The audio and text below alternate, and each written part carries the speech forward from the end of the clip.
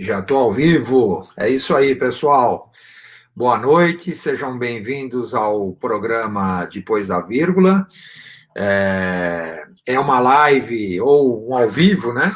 Como nós estamos já acostumados, às vezes, né? Já estamos criando esse vínculo aí de estarmos, obviamente, nos encontrando para responder algumas questões do programa. O nosso canal, os nossos leitores têm mandado perguntas, muitas delas a gente não consegue responder prontamente, né? E aí a gente tem que fazer uma colinha, né? Então, nesse exato momento, eu estou fazendo uma colinha aqui.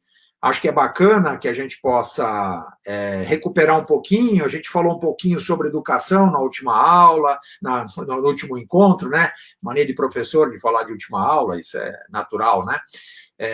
Nessas férias, né? Nós estamos aí num período de férias aí pós primeiro semestre dentro da pandemia, e a participação dos nossos leitores no nosso canal tem sido bastante legal, né? Então é bacana que tudo isso possa servir de ferramenta para o nosso conhecimento, para as nossas convicções. Então, acho bem bacana a gente poder utilizar esse espaço. Então, quero agradecer, né, todos aqueles que acabam se conectando aqui, se encontrando, mesmo aqueles que não conseguem ver ao vivo e que vai depois assistir o programa, que vai passar a vista sobre o programa, né? A gente tem procurado, obviamente, fazer um programa dentro de 30 minutos, às vezes um pouquinho mais, um pouquinho menos. Eu vou procurar me circunscrever aqui, ficar dentro de 30 minutos, afinal, acho que é o tempo suficiente. Eu separei alguns temas aqui, né? Na última aula, né, na última força de expressão, né, na nossa última live, no nosso último bate-papo, um dos nossos assinantes, um dos nossos leitores, né, o Paulo, lá da FATEC Ipiranga, ele fez uma pergunta, né, qual a melhor hora de investir, né? E eu sempre procuro ter um cuidado especial quando falo sobre isso, porque a melhor hora de investir é sempre a hora em que você está preparado. Aí alguma resposta meio óbvia, né? Como assim, professor? Alguma hora bem preparada é uma coisa meio vaga, né? Então, pois é. No momento da crise, são os momentos em que você tem maior oportunidade de ter um investimento que possa ter uma certa taxa de sucesso. Mas, fundamentalmente, para a gente poder entender qual a melhor hora de investir, a gente precisa entender o que acontece quando surge a crise, né? Para aqueles que estão dentro de algum negócio, já desenvolvendo alguma atividade, ou para aquelas pessoas que estão pensando em ter alguma atividade, que tem algum tipo de processo, né? Boa noite aí, Paulo, né? Estou vendo agora aqui, vou tentar, né? Dentro do nosso programa, eu vou até deixar aqui aberto aqui do lado da minha telinha aqui, deixa eu ver se eu consigo fazer um exercício aqui para ajudar, né? Estou vendo que o Paulo está conosco, a Denise também, muito obrigado a todos que nos acompanham, né? O Paulo aí, Paulo, acabei de falar de você, né? Estou falando um pouquinho de você aqui sobre a pergunta qual a melhor hora de investir. Então, antes de responder a sua pergunta, que eu já tinha feito naquele dia, tinha respondido no dia seguinte, né? Eu vou falar um pouquinho sobre as estratégias de crise, né? Se você observar dentro de um processo do olho do furacão, a hora que acontece a crise, a hora que ela está disseminada, a hora que ela engole as empresas, a hora que ela realmente toma uma proporção de desconforto econômico, desconforto social. Então, o que acontece na prática na crise? Então, o primeiro sinal que acontece para aquelas pessoas que estão envolvidas na gestão de algum negócio é a perda do foco do longo prazo. Você sai do longo prazo e começa a viver o curto prazo. Você começa a olhar só o problema, só a crise. Vamos dar um exemplo aqui. Hoje um camarada entrou na Bolsa, hoje na Bolsa. Ele comprou hoje, ingressou, debutou na Bolsa. Hoje a Bolsa teve um dia difícil, né? Olá, Eduardo, colega, Eduardo Bonetti, que está nos acompanhando aí. Aí, Edu, muito obrigado pela sua presença aqui com a gente. Então, o que acontece? O cara entrou hoje na Bolsa e hoje a Bolsa, especialmente, teve um dia difícil. Os fundamentos da economia mexeram com a percepção de riqueza daquelas empresas que estavam na Bolsa. Tivemos um evento em Beirute, né, um evento bastante complexo, com quase já uma centena de mortos, e a Bolsa chegou a bater quase 3% de baixa.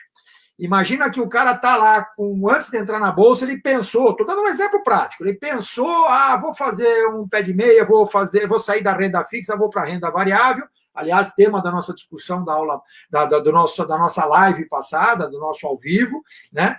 E eu vou diversificar meus investimentos. Mas ele não está acostumado com o que? A volatilidade do mercado. Ele está olhando o mercado para baixo, o mercado caindo 1%, 1,5%, 2%. E ele começa o quê? Ele começa a perder o foco de longo prazo. Ele está só olhando no movimento do preço da ação que ele comprou. Isso acontece não só para quem está, evidentemente, envolvido no mercado acionário, como também está envolvido, obviamente, que também está nas empresas, no dia a dia das empresas, né? Então, a crise faz o quê? A crise ela cria um problema extremamente complexo, né? Ele tem um problema que faz você perder o seu foco de longo prazo e você só fica vivendo a crise, só o curto prazo. O segundo diagnóstico do problema da crise é fazer com que os gestores desacreditem de tudo que eles acreditaram até agora. Ou seja, existe o quê? Uma descrença sobre os fundamentos que levaram ele a olhar para o longo prazo. Ele tinha uma visão de longo prazo, não tem mais, porque ele está vivendo o dia a dia. Ele perdeu a confiança. Ele perdeu a confiança, ele está olhando só para o dia a dia, ele perdeu a sensibilidade, ele perdeu aquela frieza, aquela tranquilidade, e começa o quê? A desmontar as crenças que ele tinha até o momento. Ele começa a jogar fora os valores que o fizeram ou construíram essa visão de longo prazo. Ele começa a jogar fora. E o terceiro, e não menos importante dos sinais, dos sintomas, é que você busca um especialista para ajudar você a acreditar naquilo que você não precisa de um especialista. Você já sabia daquilo antes mesmo de a crise acontecer. Mas como você passou por a primeira fase, que é a fase que levou você a tirar o olho do longo prazo para o curto prazo. E depois você acaba desmontando, acaba esfacelando, obviamente, as suas crenças em relação aos fundamentos que levaram você a acreditar numa estratégia de negócio de longo prazo. E, por último, obviamente, como você perdeu isso, você perdeu a confiança, você busca um especialista. Então, isso acontece muito, né? Então, agora, respondendo não só o Paulo Gabriel, que é o nosso colega, aluno, assinante do nosso canal, mas há muitos que me perguntam, professor, qual é o melhor momento para você investir? Será que a crise, essa crise que está aí, né, pós-pandemia, porque nós estamos no meio do problema ainda, né? A gente não sabe ainda o que vai desenrolar a partir de agora. Nós temos aí um caminho bem longo sobre isso, né? Inclusive do ponto de vista político, do ponto de vista de gestão de pessoas, né? Que é um outro tema que a gente vai trabalhar essa noite aqui, né? O que eu vou fazer? Qual é o melhor momento? O melhor momento é o momento em que você se sente melhor preparado. Como é que você se sente melhor preparado? Quando você tem fundamentos, quando você tem informações, quando você acredita naquilo que você aprendeu, que pode se transformar em um produto. Eu sempre digo que potência não é nada sem controle. Isso, inclusive, é uma propaganda de uma empresa pneumática aí dos anos 90, né? Potência não é nada sem controle. Que é a potência do cidadão, do sujeito, né? A potência é o conhecimento. Então, adianta ter só conhecimento se você não tem controle? Bom, quem é o controle, professor? O controle é o quê? A sabedoria, é a vivência. Então, alguém pode ser mais culto, eu tenho mais conhecimento, mas menos sabedoria. Como é que eu consigo medir? Qualquer pessoa mais velha que nós tem mais sabedoria. O meu pai, o meu avô, o meu tio, um amigo mais velho, porque ele já viveu mais. Ele pode ser um analfabeto funcional, embora a gente tenha que tomar um pouco de cuidado, porque as pessoas hoje ficam um pouco constrangidas com essa chamada frase, né? Você falar de alguém que é analfabeto funcional, alguém que pode ter algum tipo de problema de alfabetização, mas, enfim, uma pessoa muito simples, com pouco conhecimento, mas ela pode ter mais sabedoria que eu. Então, como é que eu potencializo o meu conhecimento? Quando eu junto a sabedoria, que é a intensidade com que eu vou aplicar aquilo que eu aprendi ao longo da minha vida. Então, eu acho que esse talvez seria a melhor combinação para eu começar a investigar sobre qual é o objeto que eu quero ou qual é o meu propósito nesse exato momento. Alguém vai dizer, puxa, meu propósito agora é voltar para o mercado de trabalho. Eu perdi meu trabalho. Mas o que está me aparecendo é só freelance, é só trabalho de curto prazo, é só coisas que não tem nada a ver com a minha carreira. Pois é. Então, talvez nesse exato momento, você tenha que avaliar o seu propósito. O seu propósito é voltar para o seu mercado? O seu propósito é criar alguma renda? É criar alguma coisa para que você possa subsistir, né? Então, até nesse momento crítico, você precisa tirar o olho do curto prazo. Você está entendendo? Olha, de novo, voltando à estratégia da crise. Eu tenho que tirar o olho do curto prazo. O curto prazo é o quê? Tudo muito ruim. Eu olho para o meu lado, eu olho para o meu horizonte, eu só vejo coisas ruins, pessoas desempregadas, pessoas tendo vários problemas de saúde, econômico, as empresas fechando. Professor, ando nos quarteirões aqui do bairro, eu estou vendo muito lugar alugando, lugares fechando, me dá uma tristeza, professor. Pois é. Esse é um sinal de aprendizagem para você. O que eu poderia fazer como um novo empresário, ou como um consultor, ou como um cara que está pleiteando uma posição de trabalho? O que eu posso aprender com o que está acontecendo ao meu redor? Né? Então, acho muito legal isso. E, Paulo, espero ter respondido, você que nos acompanha. O Paulo Stramaro também está comigo, o Paulo Gabriel, o professor Eduardo Bonetti, que é o nosso colega e que nos acompanha lá na FATEC Zona Sul, né? Agradecendo a todos aqueles que estão mandando perguntas, né? É muito legal. A Denise também, muito obrigado, Denise, por estar aqui com a gente. É muito legal a gente estar aqui e estar discutindo sobre essas questões. Então, para que serve a live? Para que serve o ao vivo? O ao vivo é para a gente poder ter uma conversa menos pautada, embora eu tenha feito um resumo aqui. Então, deixa eu dar um exemplo, por exemplo, deixa eu tentar transformar um exemplo que eu dei sobre a estratégia da crise sobre o que aconteceu com a pandemia no Brasil. Nos países desenvolvidos, a pandemia atingiu um platô rapidamente, né? Embora nós tenhamos acompanhado dia a dia, e aí é legal você fazer esse exemplo da estratégia da crise. Quando aconteceu o processo pandêmico do coronavírus, a gente ficou acompanhando diariamente o quê? A oscilação das mortes, dos testes, que país é que está tendo um crescimento. A gente ficou meio que acompanhando, quase que mecanicamente acompanhando o placar das internações, dos óbitos, mas talvez a gente tivesse que olhar um pouco de longo prazo nisso, né? Mas a gente teve essa informação antes aqui no Brasil. Então, o Brasil, tecnicamente, teve uma oportunidade, antes da pandemia assolar todo o território nacional, entrando aqui por São Paulo, varrendo sul, sudeste, norte, nordeste. A gente teve oportunidade porque olhou o hemisfério norte, olhou os Estados Unidos, olhou França, olhou a velha Europa, olhou a Ásia, e viu tudo que estava acontecendo lá. Muito bem, muito legal. E aí, algumas medidas foram tomadas lá a fim de diminuir vários impactos. Evidentemente, o primeiro que é o impacto sanitário, o impacto da saúde, e depois o impacto econômico, porque a pandemia obrigou a quarentena, obrigou as pessoas a ficarem trancadas em casa. Ou seja, nós afetamos a demanda e a oferta da economia, nós destruímos os dois principais pilares da economia. É mais ou menos o que vem acontecendo quando você tenta encontrar uma saída econômica, né? É como você tenta encontrar uma saída econômica para o processo, né?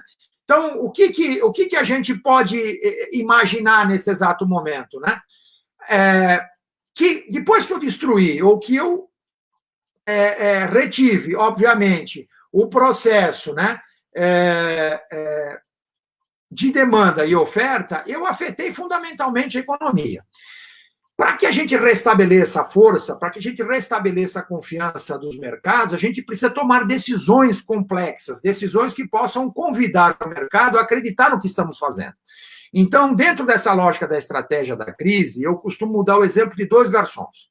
Imagina um restaurante bacana, um restaurante bom, em que 2 garçons. Primeiro, o garçom número 1 vai a uma mesa, as pessoas que estavam sentadas nessa mesa escolhem um peixe com um valor relativamente alto, aquele prato, um prato fundamentado num peixe, e o garçom diz, olha, hoje o peixe não está legal, eu vou te dar uma sugestão que é mais barata, mais econômica e é muito melhor para vocês.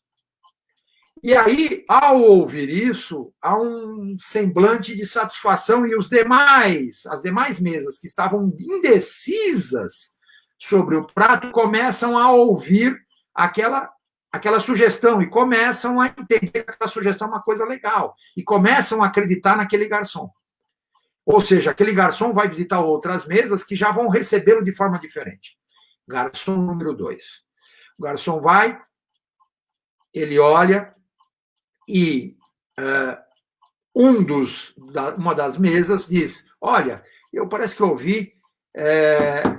ouvi que esse peixe não está muito bom. O garçom, meio desconcertado, diz, bom, ok, mas eu posso sugerir uma carne para substituir. Mas em nenhum momento diz que aquilo vai ser bom, que vai ser mais barato. Em nenhum momento ele vai passar confiança. Certamente a dica dele não será bem recebida pelas demais mesas, diferentemente do garçom número 1. Moral da história. Por que eu contei a historinha dos garçons? O garçom aqui é o Estado.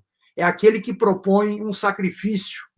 E se ele propõe um sacrifício, obviamente, né? E se ele propõe um sacrifício, e ele mesmo sacrifica, porque ao sugerir um produto mais barato, ao sugerir algo de um valor inferior, ele está mostrando que ele está se importando com o que você vai consumir e sacrificando a própria carne, cortando na própria carne. Então, esse é o impacto sobre a confiança, sobre a gestão de crise. Então, isso mudou completamente o destino da nossa curva. Ou seja, quando o Estado não passou confiança para a sociedade, o que aconteceu com a nossa curva, o nosso platô? Ele continuou subindo. As pessoas continuaram não usando máscara, continuaram não acreditando, as pessoas continuaram indo para a rua, as famílias continuaram achando que ficariam sem renda, e isso é muito complexo. Por que eu estou tocando nesse assunto? Porque o assunto é estratégia de crise. E aí nós temos que tomar isso como lição.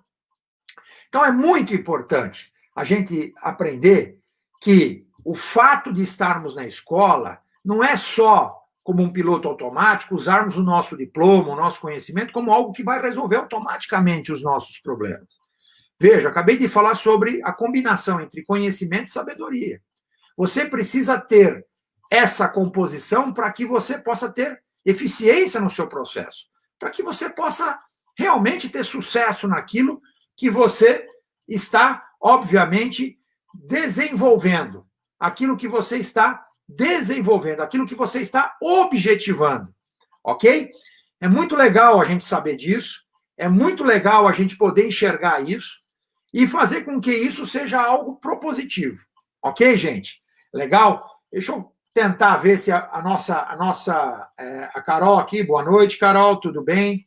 Deixa eu tentar entender aqui a minha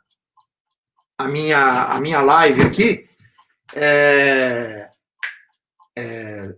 Tá na página errada. Uhum. E aí, o que significa dizer isso? Dentre as coisas que nós estamos discutindo aqui, hoje nós falamos sobre qual a melhor hora de investir, qual é a estratégia de crise, né? A gente deu 3 sintomas que a crise apresenta para nós, e dei o exemplo dos 2 garçons, que é bem legal para a gente poder entender. Veja que quando um garçom passa confiança, qual é a moral da história do garçom 1, garçom 2? É o garçom que passa confiança para o consumidor. que faz com que o consumidor sinta que, para ele me agradar, ele sacrificou ele mesmo. Começou se sacrificando. Isso é um sinal muito claro. Então, quando nós temos uma sociedade em que há uma desconfiança de que os agentes que poderiam estar produzindo alguma solução não se sacrificam, aí a gente fica desconfiado de que nós vamos ter um sucesso no nosso propósito. Uma outra pergunta que me fizeram aqui, né? Andaram me fazendo algumas perguntas, e uma das discussões era a separação da vida egressa de alguns políticos aí, da vida atual. E a grande discussão disso, né? Boa noite ao Ramon, boa noite a Joelma, né? É legal, né, que estamos tendo o acompanhamento aí de vocês aí, bem bacana. A Joelma, seja bem-vinda, a nossa aluna lá da FATEC Zona Sul, Ramon também, a Denise. Muito legal o acompanhamento de vocês. E eu queria comentar um pouquinho sobre um dos temas que chegou com bastante frequência no canal, que é a vida egressa, né? Que é o que era antes e depois de o cara se tornar político, né? Então, o que nós vamos falar sobre isso agora? Muitos ficam dizendo assim, puxa vida, aquele político que tem, inclusive, dentro do seu nome lá, a sua patente, major não sei das quantas, general não sei das quantas, tem que respeitar, ele é um militar. Não, senhor, não tem que respeitar porque ele é militar. Se ele cruzou a linha do campo profissional dele, egresso, obviamente, né, de uma instituição como, por exemplo, Exército, Polícia Militar, Força Aérea, Marinha, e ele adentrou para o campo político, ele tem que responder como político. Ele tem que ser cobrado como político. Então, você que me perguntou lá, né, tiveram várias perguntas sobre isso. Como é que eu trato aquele elemento, né, já que temos aqui, né, no nosso governo federal, temos muitos elementos vindos das forças militares, eu tenho, né, do Exército, da Força Aérea, da Marinha, mesmo das polícias militares, né?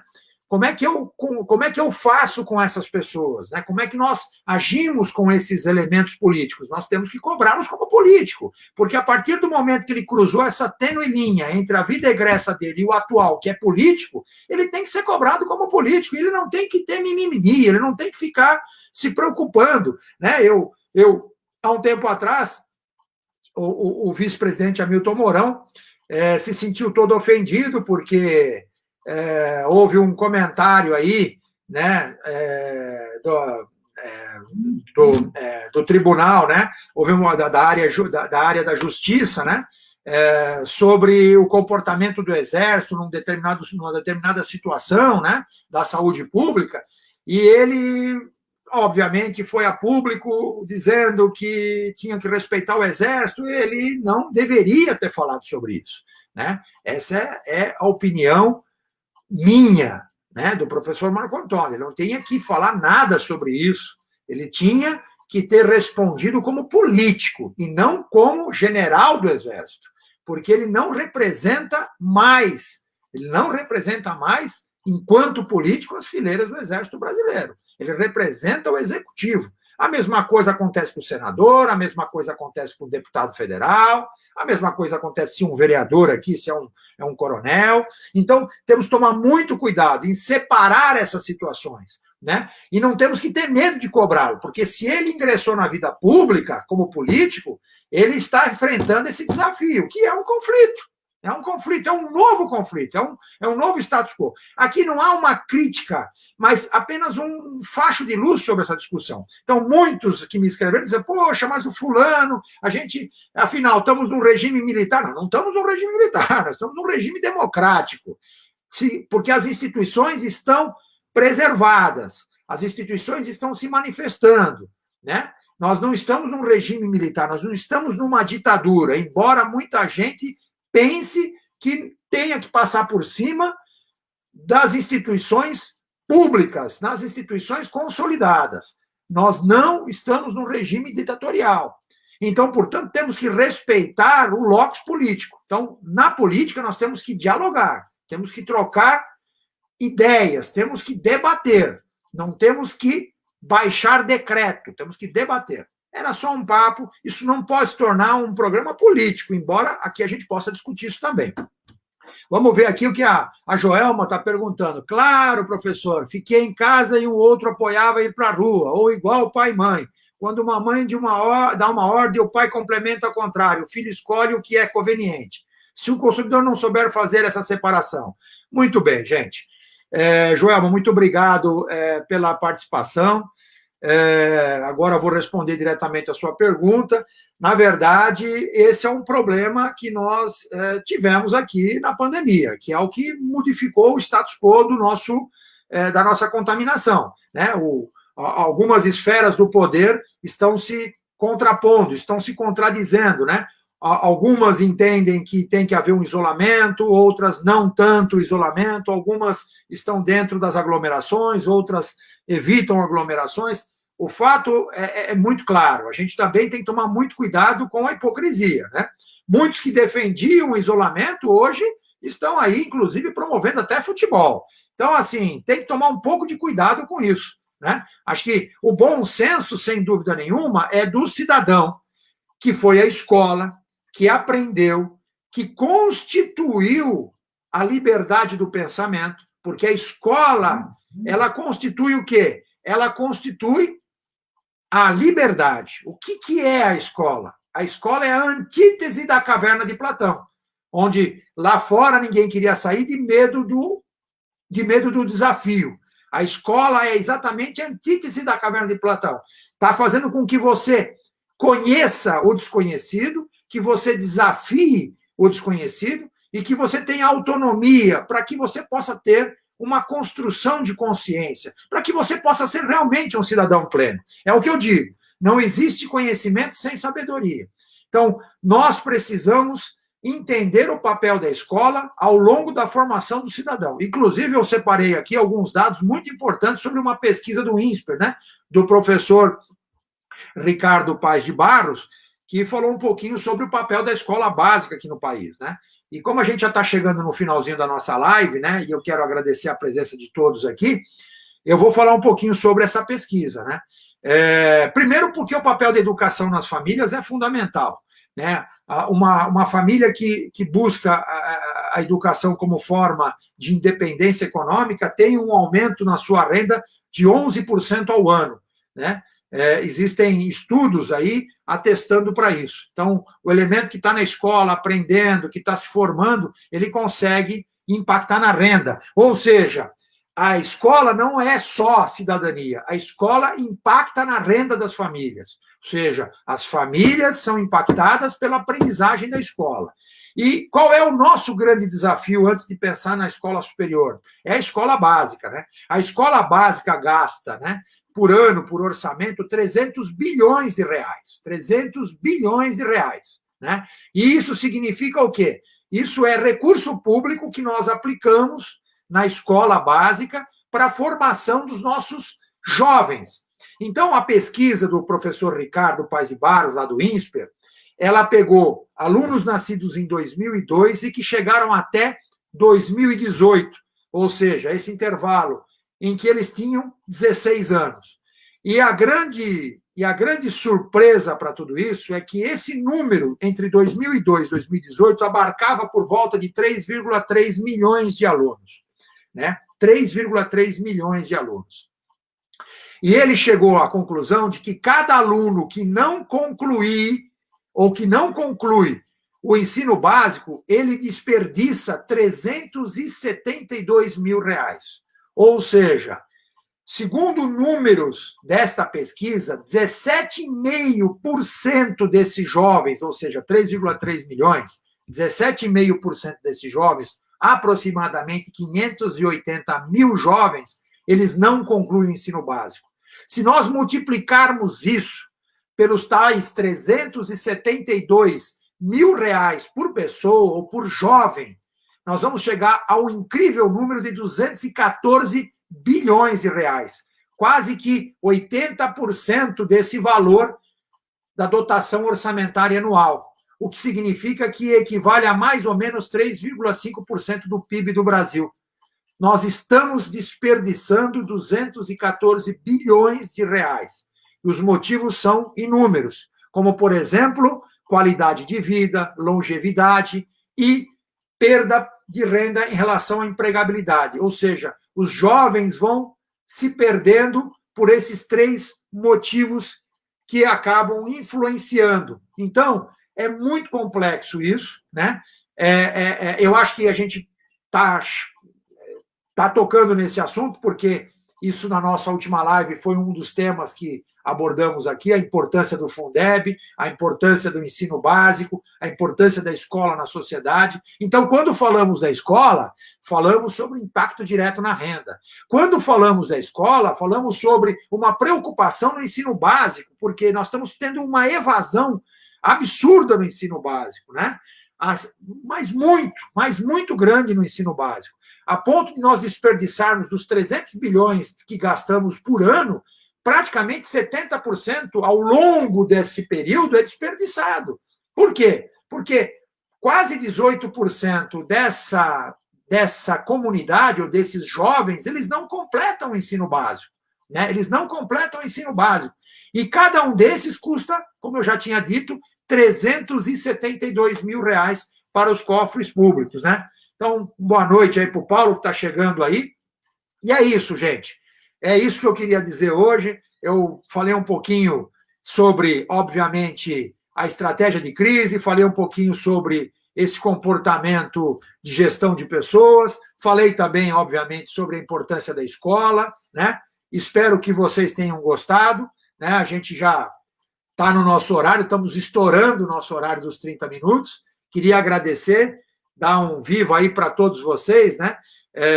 Para o Paulo, para a Joelma, né? Para a Denise, para todos aqueles que estão nos acompanhando na nossa live. Agradecer os likes e mesmo aqueles que não têm condições de ver ao vivo, que vão ver depois, fico muito feliz pelos likes e por estar compartilhando esse conteúdo. Ok, gente? Por hoje é só, gente. Eu queria agradecer mais uma vez a todos aqueles que estiveram conosco nesses 30 minutos aqui, nesse bate-papo gostoso. Fiquei muito feliz de estar com vocês aqui e espero encontrá-los na nossa próxima live ou no nosso próximo ao vivo. Ok, pessoal? Obrigado, fiquem com Deus e até a próxima.